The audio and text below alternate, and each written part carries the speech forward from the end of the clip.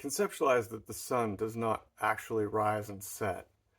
It's our own special relativity that applies a calendar of enslavement to our placement on the planet. And that our placement is what causes that origination of thought, that there's a cycle here that we for some reason need to count and apply to each other.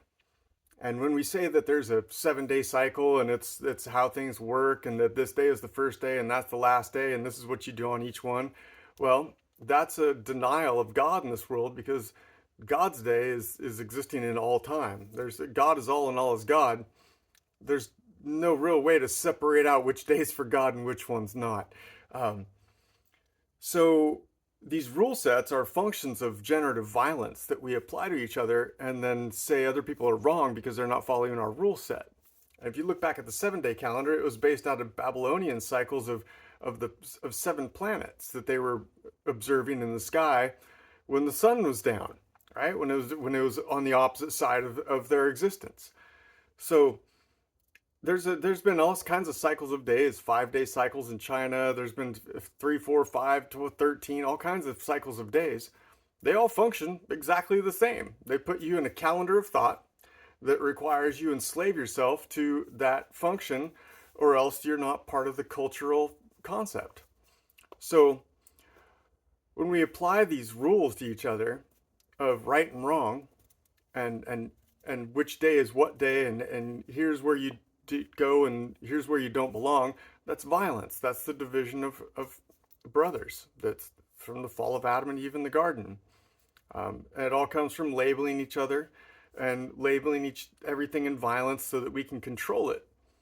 And the reality is, when you put down the violence, you go back to Genesis 1, right? The closest text that we have to the beginning with some concept of consumption, and you eat what God told you, and regenerate your concept of the cycle of violence, then all time disappears and you're just living in nature with God.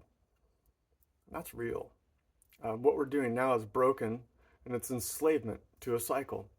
So we can continue living with the whip to our backs, but we're the ones, holding it and taking it. You can find yourself in nonviolence. Go back and eat from the fruit from the trees and the herb with seed.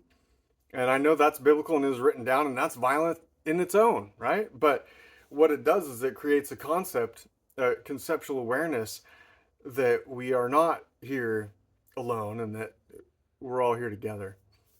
So it's God is all, and life is a gift, and we've been blessed with this place here on the planet and our existence in it, and to celebrate it is to celebrate God every moment of your life. And I found God that way, and it's absolutely blown my mind.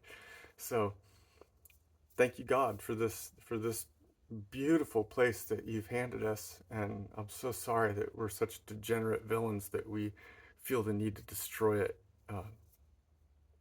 Thank you, God, for this blessing. Thank you, God, for this gift. Blessings to all around the world, no matter where you live. God bless.